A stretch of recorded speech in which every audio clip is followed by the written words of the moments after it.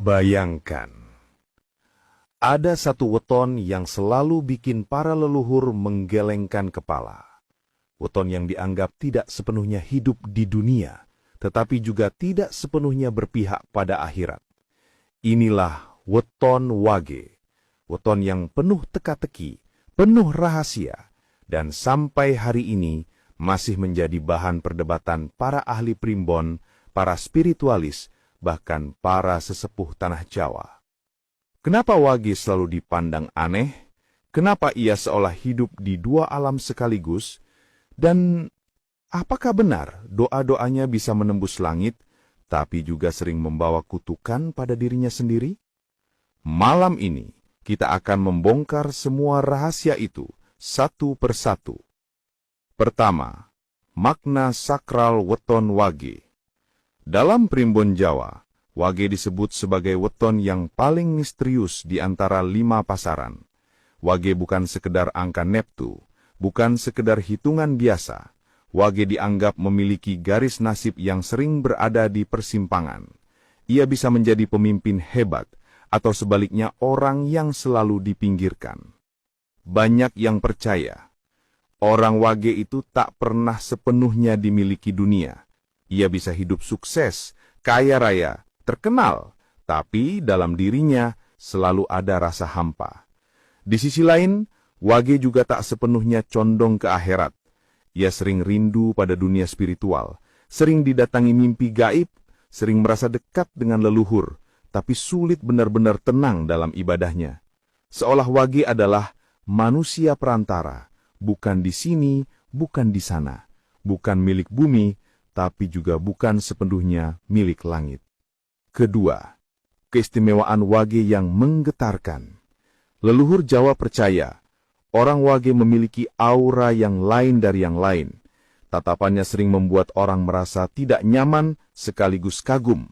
Ucapannya sering dianggap berbisa, bisa menjadi doa, bisa juga menjadi kutukan. Langkahnya sering membawa perubahan, entah menuju kebaikan, entah menuju kehancuran. Wage juga dikenal memiliki insting yang sangat tajam. Mereka bisa merasakan bahaya sebelum itu datang. Mereka bisa membaca hati orang lain tanpa harus bertanya. Dan kadang mereka bisa menyaksikan sesuatu yang tidak bisa dilihat mata biasa. Ada kisah turun-temurun. Seorang Wage yang marah tidak akan berteriak, tapi sekali ia berdoa, langit bisa mendung, bumi bisa berguncang, dan musuhnya akan jatuh tanpa sentuhan. Ketiga, kelemahan Wage yang tragis. Tapi, semua keistimewaan itu bukan tanpa harga. Wage juga dikenal sebagai weton yang paling sering kesepian. Ia sulit dipercaya orang lain karena sifatnya misterius. Ia sering jadi korban fitnah karena ucapannya terlalu jujur. Ia kadang dijauhi karena dianggap membawa berat dalam sebuah perkumpulan. Dan yang paling tragis, Wage sering tidak bahagia. Ia bisa terlihat tertawa, tetapi dalam hatinya ada luka. Ia bisa tampak kuat, tetapi sering roboh dalam sunyi. Wage bagaikan bayangan, selalu ada, tapi jarang benar-benar dianggap. Keempat, Wage tidak di dunia, tidak di akhirat. Inilah inti dari misteri Wage. Banyak sesepuh berkata, orang Wage itu hidupnya tidak pernah tuntas. Mereka seperti penjelajah yang tidak punya rumah. Di dunia, Wage sering merasa asing. Ia sering gagal menemukan tempat yang benar-benar cocok untuk dirinya. Di akhirat, Wage juga sering merasa gelisah. Mimpinya dipenuhi dengan suara gaib, bayangan leluhur, bahkan bisikan-bisikan aneh yang seolah memanggilnya. Bahkan ada kepercayaan, ruh orang Wage setelah meninggal akan berjalan lebih lama sebelum benar-benar diterima di alam baka. Tidak sesulit arwah gentayangan, tetapi juga tidak semudah jiwa yang tenang. Mereka bagaikan jiwa pengembara, dan tugasnya di dunia adalah mencari keseimbangan antara bumi dan langit, antara dunia dan akhirat. Kelima, jalan keluar bagi Wage. Tapi jangan salah, leluhur Jawa tidak pernah menulis primbon hanya untuk menakut-nakuti. Ada pesan besar di balik semua ini. Wage yang dianggap tidak di dunia dan tidak di akhirat sebenarnya diberi kesempatan emas Ia bisa menjadi jembatan antara manusia dan leluhur. Ia bisa menjadi penyembuh luka keluarga.